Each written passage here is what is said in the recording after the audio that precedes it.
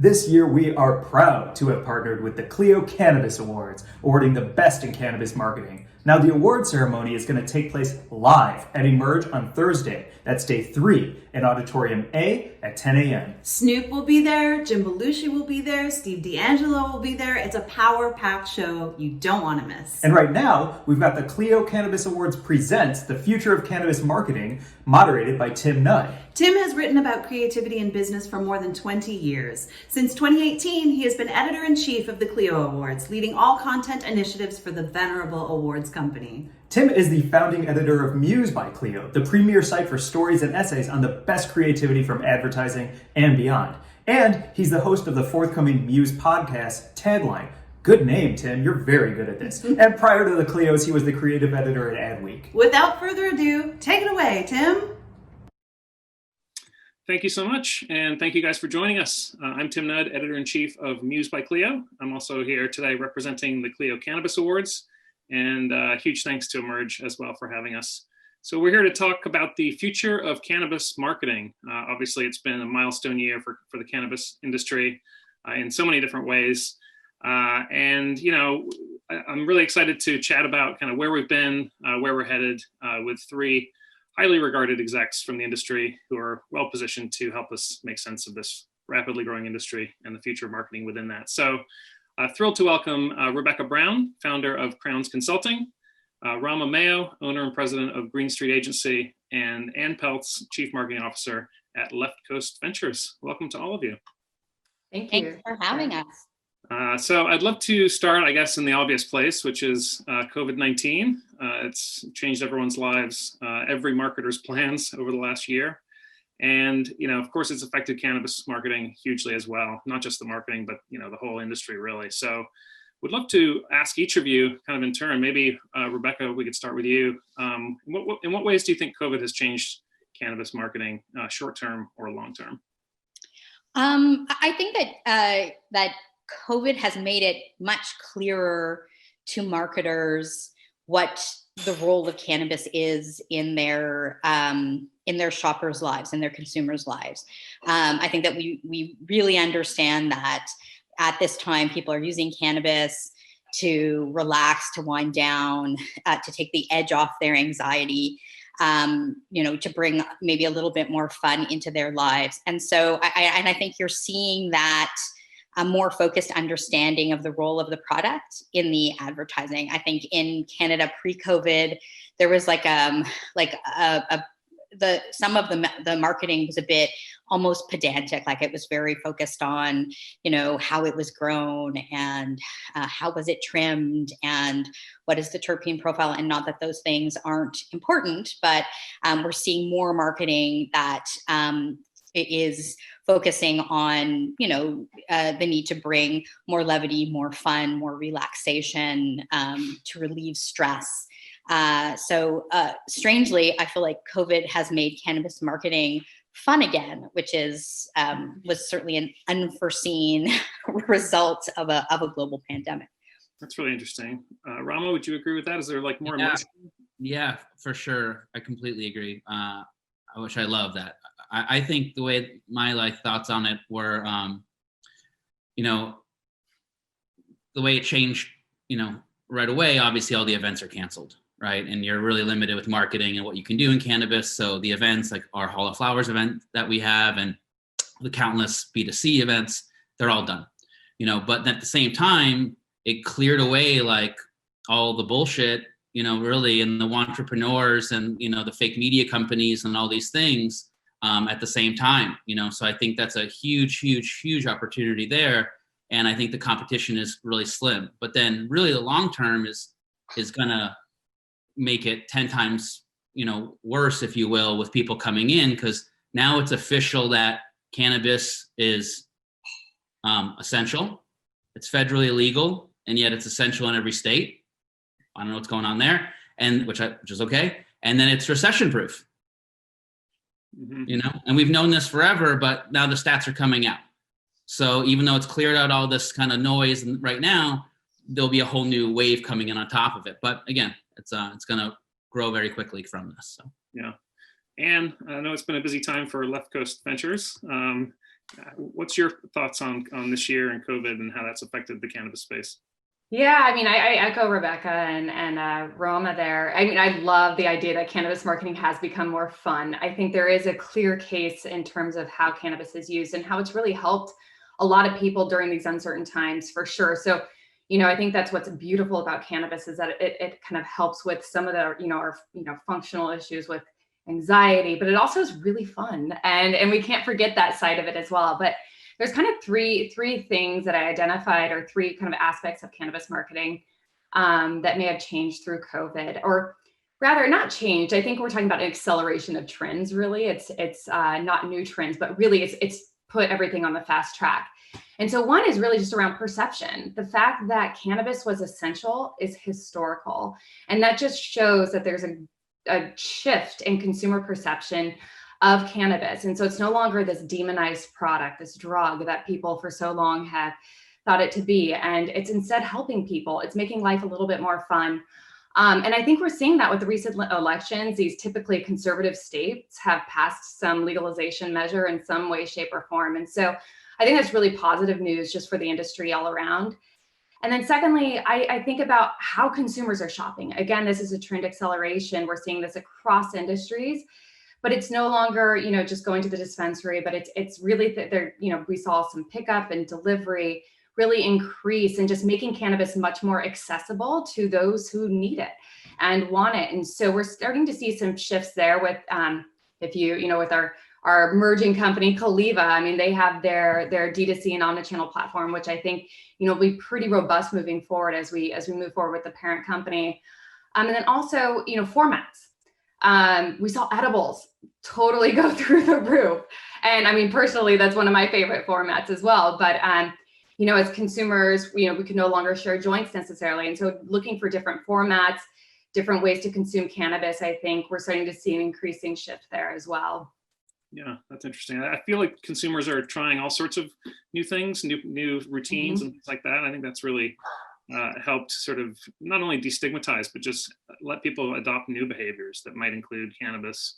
I mean, something as simple as like food delivery. I think people are understanding how to get cannabis delivered as well. And I think that just functionally, that changes the industry a lot, doesn't it? Absolutely. I mean, delivery, I think, is going to be prominent. I think we're going to see a lot more. And there's been some really successful companies that have done that well. And it's going to be one of the biggest strategic initiatives for the parent company as well. But just that accessibility, hopefully delivery can kind of capture share from the illicit market, which in California it's a significant share of the market, as well as making it open to consumers who are maybe more curious about cannabis, maybe are a bit more afraid to go into dispensaries or just quite comfortable, but they're interested in cannabis. And this gives them kind of a very non-threatening way, I guess, to kind of find out and learn about cannabis and try it for themselves in a very comfortable environment. Mm-hmm. It's interesting, though, how interest is rising, but in some ways it's harder to market, right? Because Rama, you mentioned events, can't do events right now. Curious, broadly speaking, from all three of you, how you think strategies for launching products, launching campaigns has changed because of the limitations. Well, I mean, I personally had to deal with that with Carlos Santana's brand that we just launched in October. I can speak to that in Rama. It's interesting. You had to cancel Hall of Flowers, and that's where we were going to first debut Carlos Santana. We invested, in a double booth. We were so excited. We were, ready to go. And we were also had Mickey Hart coming to the event from the Grateful Dead. And, experiential was a really important tactic in marketing for cannabis because we don't have the luxury of Facebook and Google advertising. We don't have the luxury of conventional industries to raise awareness about our products. And so experiential marketing was a really important fundamental tactic within the realm of cannabis. And I think it will continue to be once we get past this. But, really kind of leaning in on media, paid media, earned media was incredibly important for us. Earned media really for Carlos Santana. I mean, the guy's a legend, brilliant, has, some of the deepest thoughts in history around cannabis. I mean, it's quite profound. And so that was really instrumental for us, as well as just like kind of looking to create good content that's shareable. It helps with SEO. But we definitely had to change the game in how we thought about introducing Santana Mayo by Santana last October. I mean, we've been selling out. It's actually been difficult to keep in stock, and we're really looking forward to the future. But we had to rethink and shift pretty quickly, and focus on digital as well as within the four walls of the retailer. And how can we work hard with our dispensary partners and bud tenders, and making sure that they're well versed on the products and able to share that with consumers. Yeah, Rebecca, how about you? Have you changed your strategies? Yeah, I mean, I feel like the shift to, you're talking about an industry that pre-COVID really only had a very limited array of places where it could show up, and now that's narrowed even more. I think the upside of that is, in a world where the only way for you to get in front of people and get attention is, through digital content, organic social posts, these very short, pointed exposures. It actually has forced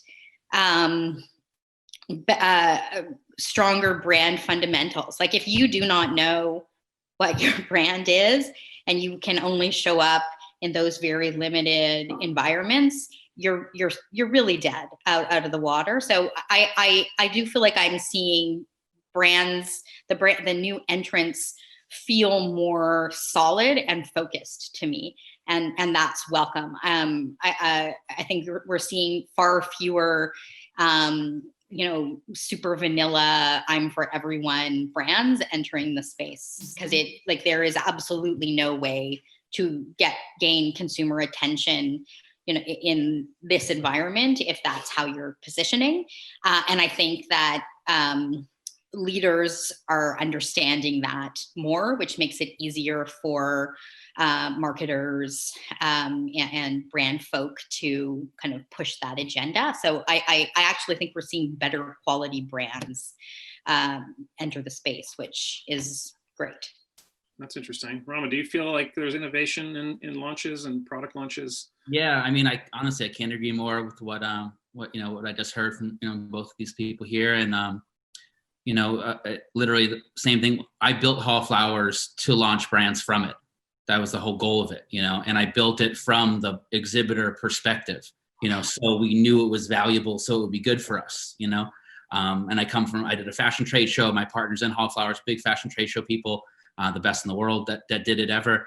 And, but that obviously huge change. And then, we had a building, I was opening our Green Street building in downtown LA. This is something I've been working on for 3 years. And this is a 70,000 square foot business office complex dedicated to cannabis. There's 50 companies in there, 2 restaurants with a James Beard winning restaurant group. It is the epitome of experiential. It's like, if you looked up experiential in the dictionary, it would be a picture of the building. It's personally what I love the most. I think I'm one of the best in the world at ever doing it. I've worked with big corporate companies and then just focused on cannabis the last 8 years. But that's, to me, the number one thing. My partner in Green Street now is a guy named Gary Vaynerchuk, obviously huge, ad guy, Facebook ad guy. And he thinks it's the best thing that ever happened to us to not able to buy the Facebook ads and not get hooked on it, because so many corporate people are. Believe me, I want them just as bad as Ann does. Like, I want them so bad, please give them to me. But, and that's why we partner with Gary, is because it will happen eventually. And that's why he's my partner, because he's the best at it right now. But in the meantime, yeah, I mean, it's only digital, right? And for sure, delivery and direct to consumer, like you just mentioned, absolutely. We launched a brand, I saw the Santana thing, obviously, congratulations. And of course, earned media is one of the only other things you can do in cannabis, right? Besides like waste your money on a billboard or whatever, right? So like, that's really, so every one of our brands is built that way from an earned media perspective. We launched a brand with Juicy J and Gary Vaynerchuk and an artist named Cody Hudson. It's called Asterisk. And it was the first time I bundled like multiple celebrities together to launch a brand. We were going to launch it at Hall Flowers, booth, the whole thing, merch done, so much stuff sitting ready to go, packed up, pallets of stuff. And now that stuff's still sitting in storage, because of it. So we fully retooled the brand from scratch to launch it digitally work with a partner to get promo out. Normally I bring people to the showroom and we can, gift samples from there and all that kind of stuff. That doesn't exist right now. So, but the thing about cannabis is it always finds a way. The COVID thing to the cannabis community, they're fine with it. Because like normally the problems are really bad problems. Now the problems are shit, people are buying too much. The supply chain's fucked up. You know what I mean? It's very simple problems. Normally it's like they shut my thing down. They raided the thing, you know what I mean? And they still 2 days later, they're up and running. So this is like a little scratch on the cheek of any of the real cannabis people, right? So yeah, okay. It's interesting. I think limitations always drive innovation, and in that sense, I think that the national still prohibition against advertising cannabis has driven the industry to innovate. But I'm curious how you guys feel about when is that when are we going to get to a place where we can advertise nationally, and do partnerships with mainstream brands and other properties, does that sort of accelerate the acceptance? And what do you think about that? Yeah, I think we're seeing a general narrative shift in the conversation around cannabis, just kind of at a macro level. I mean, the news, this week around the NBA not testing for cannabis is pretty profound and historic. And, obviously with the MORE Act, I think that's a huge signal around consumer acceptance of cannabis, right? Like I think the recent Gallup poll was 68% of Americans support legalization, federal legalization. And so we're starting to see the tide shift.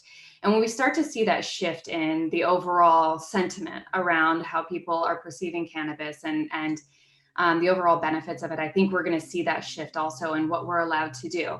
Now, that being said, I come from the world of wine and another heavily regulated industry. There's going to be regulations around what we can and can't do. But hopefully there will be an opportunity to work with some of these big publishers to advertise our products, because that's a great way for raising awareness, and it's difficult otherwise.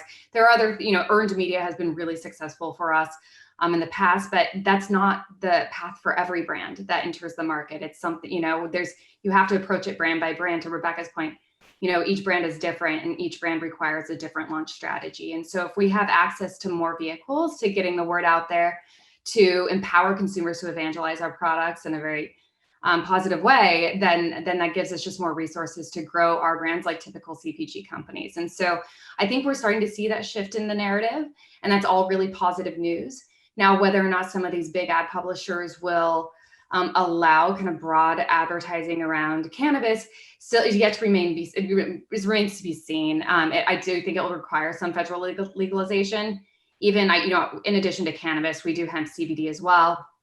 And it's difficult still to even do advertising on Facebook for hemp CBD products. You can't mention CBD. We can't have CBD on the imagery. We have to be very purposeful in terms of how we visualize our product in the ads. And so there are still some restrictions around that. So I anticipate we're going to see that moving forward, but hopefully some of those will be lessened in the near future as perceptions shift. Mm-hmm. Okay. Rebecca, do you think that there are ways that there are marketing strategies to sort of help this mainstreaming process, like partnering with mainstream brands and things like that? Do you think that is a sort of a viable way to sort of move this process along? Absolutely. I think that partnering with mainstream brands as another signal of acceptance and normalcy makes sense. But I don't think that it's like a zero-sum game. I think that, it's, you got like multiple paths moving forward together. I think, consistently when we do focus groups and talk to consumers, if we talk to people who weren't consuming 6 months ago or a year ago and are consuming now,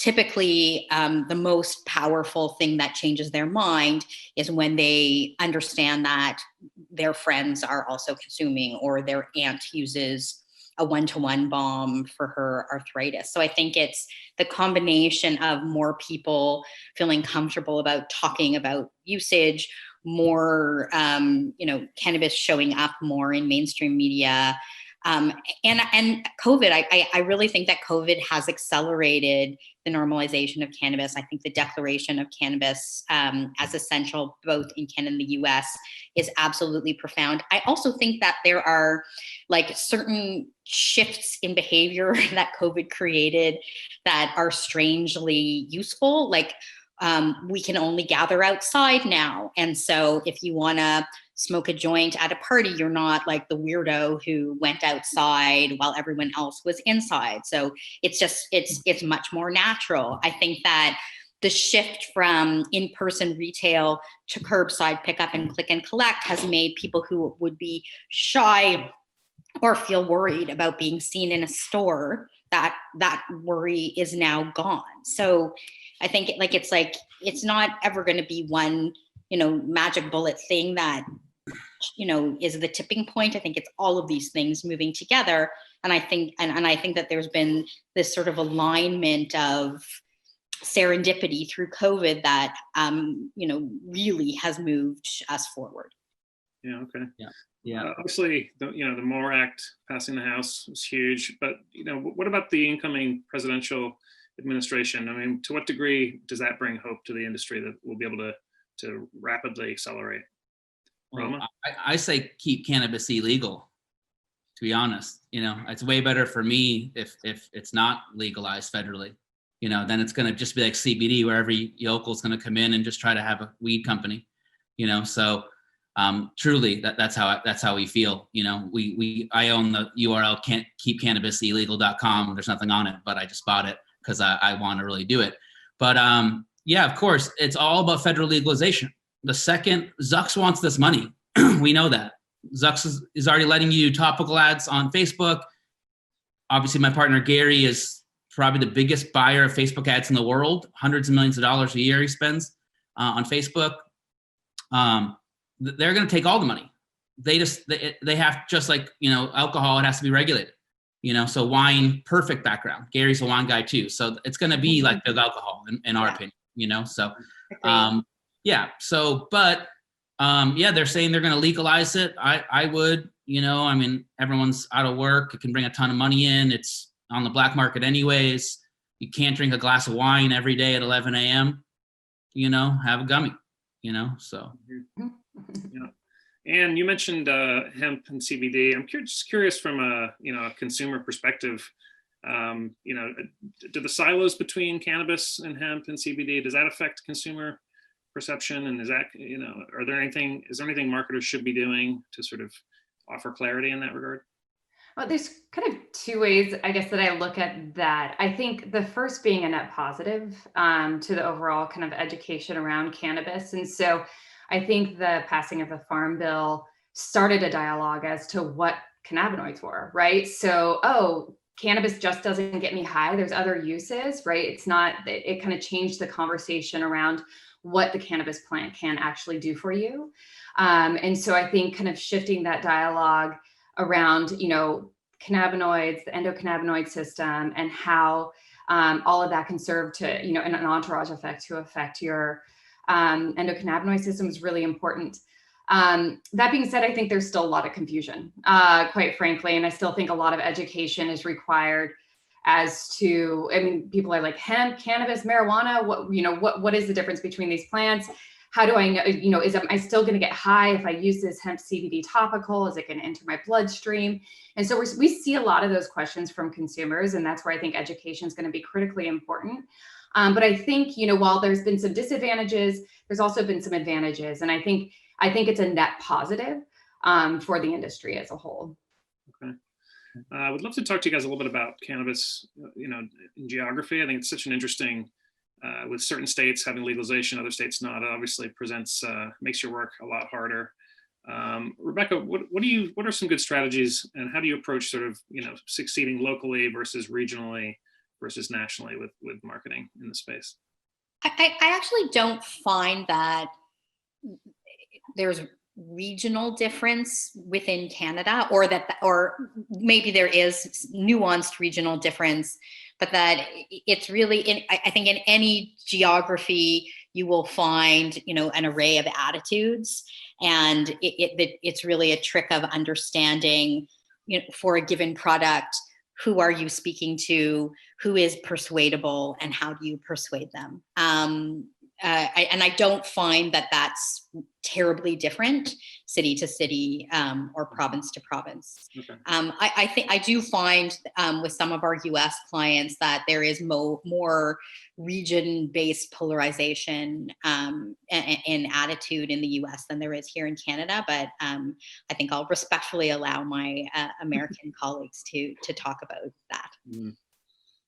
Yeah, Rama, how do you feel about the? Yeah, I mean, we, again, I know one of our beliefs is that, and this is after growing big businesses in Boston and no one kind of caring outside of that, and then big stuff in San Francisco and no one really caring outside of that.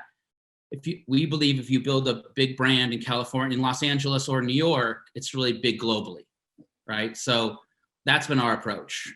I don't work on anything up in Canada. I'm not an expert there. Obviously, Rebecca would crush me up there. Like, obviously, she knows what's going on. We would be close friends and we'd hug it out. Yeah. Well, no, you guys are both brilliant. So I want to work on shit together anyways. But, that's our plan, and you can't do it in New York yet. So, that will happen soon, but, that's our belief. And then it's cannabis, it's weed. So the best weed comes from California, so it has a built-in, 50 years of marketing cannabis is having it be from here, so why would you want to smoke weed anywhere else in the country, kind of thing, you know what I mean? Mm-hmm. So I think that's really the thing regionally, but there's going to be those local and regional huge companies, absolutely, just like beer, right? There'll be those micro breweries or whatever that crush it up there, but then Anne's company says no, buy them all up anyways, so whatever. I mean, we're operating under a similar thesis as Rama here, where we feel that, really investing in the California market, which represents, I think, a $7 billion opportunity, is the way to go, because, and then kind of the bi-coastal approach and looking into New York eventually will be our next strategy, this tri-state area, especially with New Jersey coming online, and naturally New York will hopefully follow here. So, California and New York are in the tri-state area are incredibly big markets, are culturally very influential, and they in large part do dictate, a lot of trends that we do see just across multiple industries. However, but there are regional differences, even between Southern California and Northern California. You'll find some differences in attitudes and behaviors. But beyond that, I mean, it's something that you can work against. To Rebecca's point, it's all about, it starts from the brand and your premise for the brand and your brand promise, right? And who are you trying to target? And so just working from those marketing fundamentals, you can make sure that you're very strategic and targeted in your approach. But I think, California is, if we're successful in California, we feel like we can be successful across the country. Mm-hmm. Yeah. Even Drake had to move to LA, Yeah. What about demographic marketing? I mean, is that what role does that play in your marketing strategies, Rebecca, in terms of, I suppose each brand is different, targeting a slightly different demographic, but what is the sort of the calculus there that you go through with a particular brand?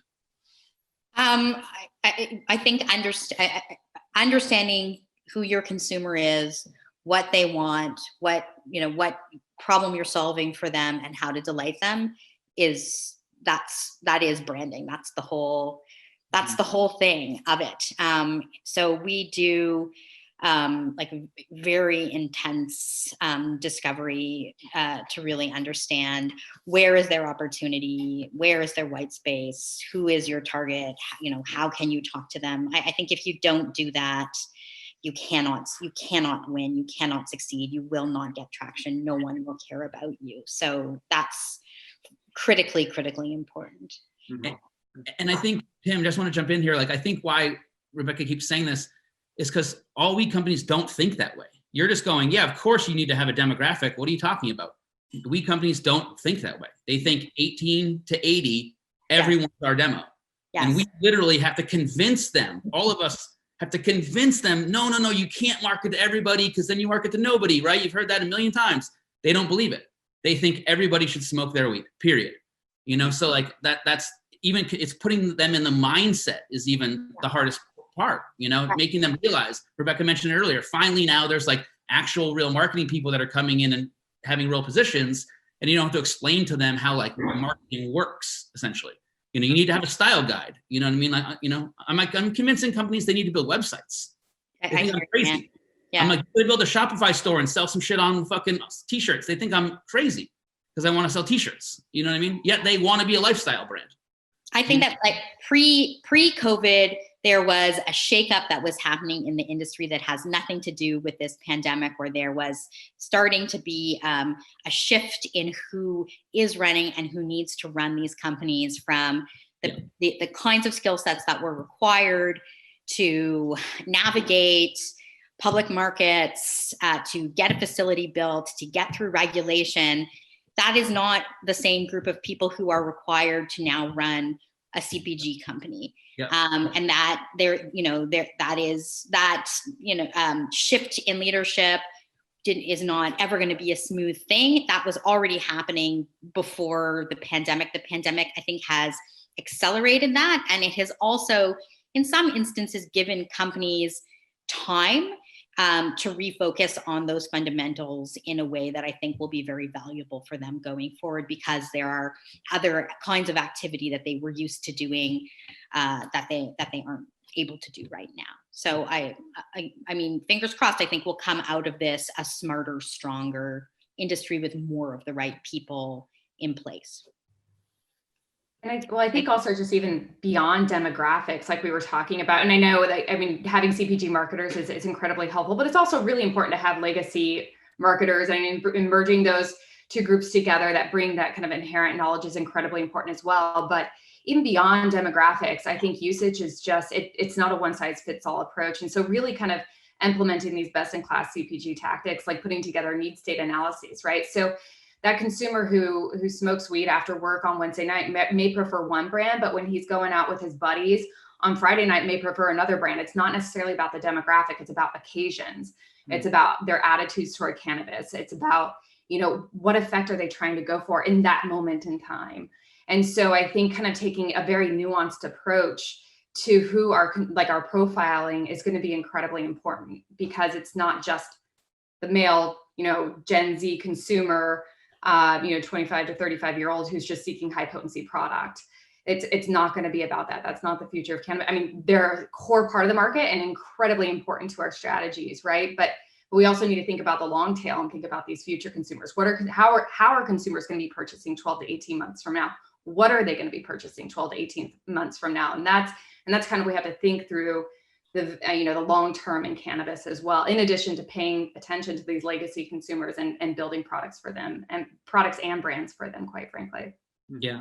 We honestly say the biggest brands haven't been started yet, and they're going to be started by like the people in the trenches, like, you know, people like me or whatever, that partner with like the suit and ties, you know, to do it right, like the true marketing geniuses, like, you know, with the people, the culture, because it's called the cannabis community for a reason.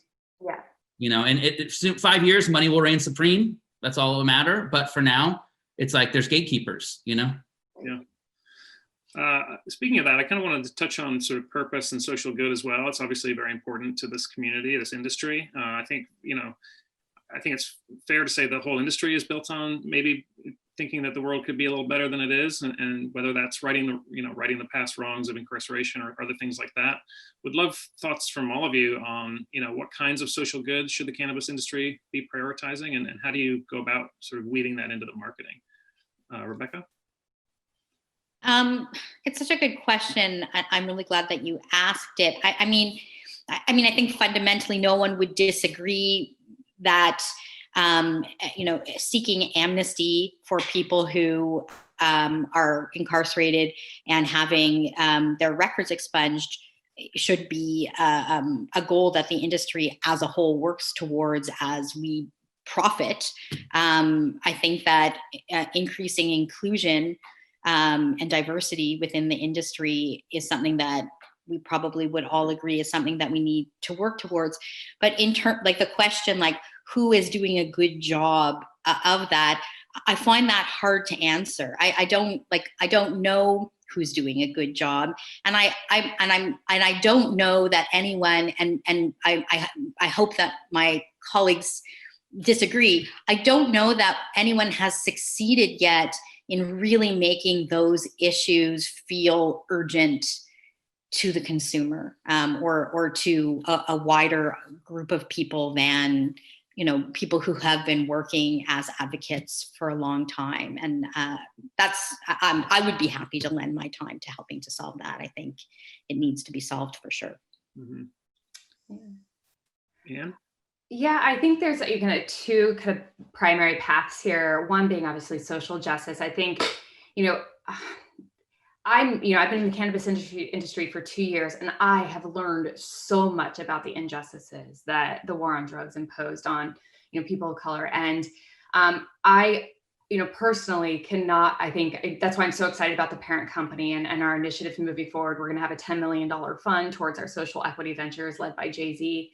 And we're going to be donating at least 2% of our profits every year towards social equity initiatives. And personally, I don't know how we can operate in the legal cannabis industry without recognizing what's happened in the past with the war on drugs. So to me, from a personal standpoint, I think it's going to be incredibly important. So, I'm looking forward to that with the parent company and what Jay-Z is going to be doing on that front. And then there's really great organizations like the Last Prisoner Project, who has done tremendous work, and Richard DeLisi, who's been in prison for 32 years, is meeting with his family today, as a matter of fact. And we're working. He and Mickey Hart knew each other 40 years ago, so we're going to be doing some a campaign there to help raise funds for his his entrance back into society. And so there are some really great nonprofits out there that are doing tremendous work and righting those wrongs of our past. The other side of this is social justice, but also compassionate care. I think, I've been reading, 1 in 4 families this year have had food insecurity. 50% of people they can't pay their rent next month. I mean, they're afraid of paying their rent and not gonna be able to pay their rent next month. And so, those are the fundamentals. That's, if you think of Maslow's hierarchy of needs, you need shelter and food. And our society in large part is not being able to meet those needs. And so, and cannabis, quite frankly, is one of those needs for a lot of medical patients out there. And there's some really great organizations that are working on compassionate care. Now that we're able to legally, can donate product to some of these programs, I think that's going to become increasingly important as well. There's a great dispensary out here in California called Spark that has a great compassionate care program. So I hope to see a bit more of that as well moving forward, because as we've all experienced with COVID, cannabis is essential, and we need to make sure that it's getting to the right people. Mm-hmm. Rama, I'd love to get your thoughts on this topic too. Yeah, so I have a very weird charity, kind of brain, where I met Blake from Tom's before he launched the brand, and I helped him in the very beginning of that. And he was like, I have this shoe and I'm going to donate this pairs and da-da-da. And I was like, okay, cool. And I did his first collaboration. We brought it to the trade show. And then it became Tom's, and everything since then I'm really skeptical, because I just don't feel like it's for a real reason that people are doing it. They're looking for their charity angle or whatever, their marketing angle that happens to be charity, whatever. I understand it. But so I've been really skeptical. Obviously, Last Prisoner Project is cool. I support them. I bought a painting. It's incredible. It's hanging up in my studio over here. They're doing a project, or Canacraft is doing the Farmer and the Felon project. I think that's really interesting. Dennis from Canacraft, went federally prison, had crazy illegal grows, and then he's built arguably the best cannabis brand in the world, or one of them, and I'm excited to see what they're going to do. And then I don't know what to do. So I just am giving my space. So we did for Hall of Flowers, we're giving away the platform to a friend of ours, Adrian from Mary Mag, and he's programming a MLK Day, panel for us. And we're just giving the platform away. It's free. We're not charging. We're just doing everything we can to help. And then when the building opens in downtown, I'm going to donate it essentially to the community, and there'll be hopefully, weekly charity events that are happening there. But yeah, I just don't know what to do. honestly, we've been trying to figure it out, and I just don't have a clear path on it. I want an expert to come in and do it, and I want to support kind of them or a handful of them or something. That's been our thought. Okay. We just have a couple minutes left, so I'd love to hear from each of you sort of heading into 2021, just something you're hopeful for, or some piece of advice you might have for other cannabis marketers. What does the next sort of 6 months look like for each of you? Rebecca?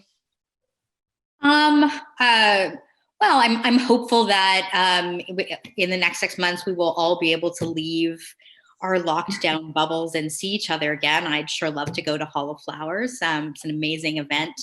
But I guess I'm hopeful that this time, it wasn't entirely a time out, but this kind of pulled back time, in the same way that I think on a personal level, individuals have been very reflective. I think the industry has been reflective. I think the industry, the legal industry is young. It had spent 2 years running like crazy, making shit up as it went along, trying to create, a foundational supply chain while building brands, while doing all of these other things. And so I hope that we'll come out, with more fundamentals in place, with greater focus, with a little more patience on doing things, in a way that is sustainable for the long term. We're building long-term businesses, and that's a cannabis industry that I would feel really excited to participate in. And I think it will happen. I think that reflection has occurred. Anne, how do you think about the next few months? Well, we have a really busy next few months as we look to integrate and go public here with the transaction close, I think, in January. So we have pretty aggressive growth targets, really focusing, I think, on the D2C channel, but then also just kind of to, as we were talking about earlier, really thinking through the brands that exist in our portfolio, identifying gaps, figuring out what's going to work, what's not going to work, and really just do a lot of reflection on our past practices and figuring out how we can optimize moving forward. And so really, I think, as we dive into marketing into 2021, hopefully we'll have access to additional capital with this SPAC. So it will actually give us the opportunity to do a lot more for our brands that exist today, as well as launch future brands that, perhaps will be better suited to target maybe the illicit market and those core cannabis users that we haven't adequately done so far. And so I think there's a big opportunity there. And then just really thinking through the consumer journey and identifying those, and practicing empathy and really thinking through, okay, where are they encountering hurdles or obstacles, and thinking through how can we remove friction along the consumer journey so that consumers can have a really positive experience on their path to purchase. And so those are kind of the two core objectives as we look into 2021, but it's certainly going to be, I think, a pretty exciting 6 months ahead, or a year ahead. Hopefully we're back at events at Hall of Flowers, Rama, pretty soon here. So Please. Rama, any parting thoughts on 2021? Yeah, I would say that, I think, and obviously I think everyone would agree here that, it's really, a few things, right? It's brand over product, right? That's what you need to be thinking. And now everything looks good.